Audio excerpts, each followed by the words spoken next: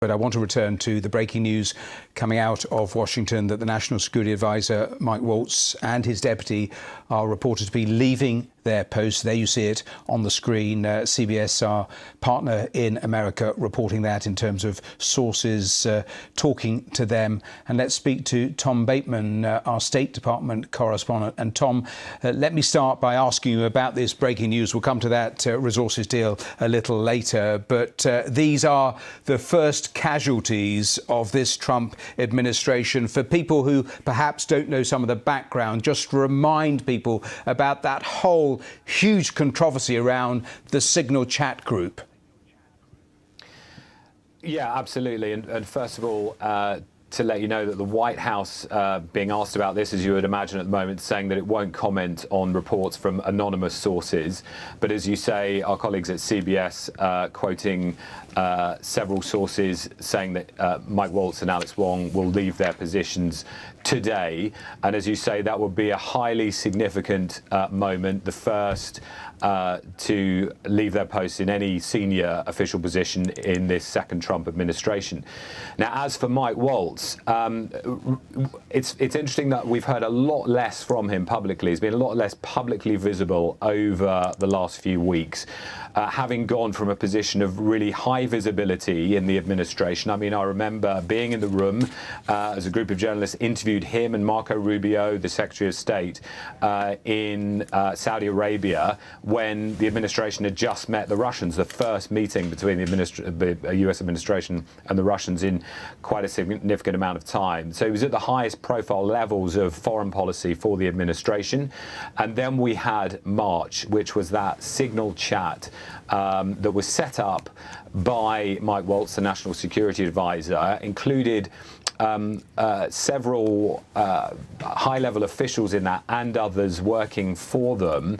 And he had mistakenly included Jeffrey Goldberg, the editor of The Atlantic magazine, who then broke the story about how this Signal chat had been set up in which Pete Hegseth, the defense secretary, shared what the administration denied was classified information, but was clearly attack plans for the bombing of Houthi positions in Yemen. But not only that row about classified information being used on a commercial chat application at the most senior levels of the US administration, but also sort of deeply embarrassing internal discussions between members of the administration about, first of all, whether they wanted to go ahead with this plan to bomb the Houthis, because some members of the administration, particularly J.D. Vance, the vice president, and Pete Hegseth, the defense secretary, had been concerned about whether or not they were bailing out the Europeans, getting access through the Suez Canal for trade routes that they argued were more beneficial to the Europeans than them. And you saw this discussion between J.D. Vance and Pete Hegseth, the defense secretary, where the Europeans were described as pathetic, as freeloaders, and that there was a disdain for doing anything that would help the Europeans, but a sense that they would sort of be asked to pay for it later. So it had significant diplomatic and geopolitical consequences. In the aftermath of that, questions started to emerge about whether Mike Waltz's position was tenable. Donald Trump had come to his defense, described him as a good man when he was asked about it, seemed to sort of brush it away and dismiss it. But clearly behind the scenes, I think the president was asking a lot of questions about it. Tom, I just break in because we're looking at pictures of J.D. Vance at the Andrews Air Base, and he was heading towards the cameras, but now he's clambered aboard the steps to the aircraft. He is on the phone, and I thought he might be... A question or two might be shouted out at him, but he hasn't been. Tom, I'll come back to you in a second, but I want to actually just bring in Bernd de Busman, who is there at the White House for us. He's actually on the phone. And Bernd, Tom was just saying questions are being asked there at the White House about this breaking development. What are they saying officially? Well, officially, they're not commenting on anonymous reporting, which has kind of become a standard line when there's reports from anonymous sources in U.S. media. Now, behind closed doors, the perception is that something of this magnitude would almost certainly come from the mouth of the president himself. So all eyes and ears will be on President Trump. He has an event coming up just in a few minutes, a prayer event here at the White House. And then later today, he's scheduled to fly to Alabama to give a commencement speech at a university. And there'll be a lot of questions being asked about him. But really, at the moment, the White House is being very, very quiet about this late-breaking development. Was there a sense there amongst reporters, amongst the media, that this was on the cards because there was just an enormous amount of scrutiny, an enormous amount of calls for a sacking at the time, but then it went quiet and now this development? But had reporters seen it coming, or is this a surprise? I think most reporters here at the White House wouldn't be surprised if this is confirmed to be the case, particularly after Signalgate. Mr. Waltz kind of seemed to disappear. Prior to that, he was kind of a very frequent fixture here outside the White House. He would often give early morning interviews to the television networks before coming to address the reporters who are here at the time. This happened several times a week. But after Signalgate, which ultimately I think is something that many observers here blamed him for, adding Jeffrey Goldberg to the Signals chat that was later publicized, he was kind of seen as being as the man responsible for that. And then he became kind of a much quieter presence at the White House. He would be at the events such as yesterday's cabinet meeting, but we would rarely hear from him in media interviews after that took place. Let me go back to Tom Bateman. Tom, in terms of the choreography of this, why wasn't he fired pretty much immediately?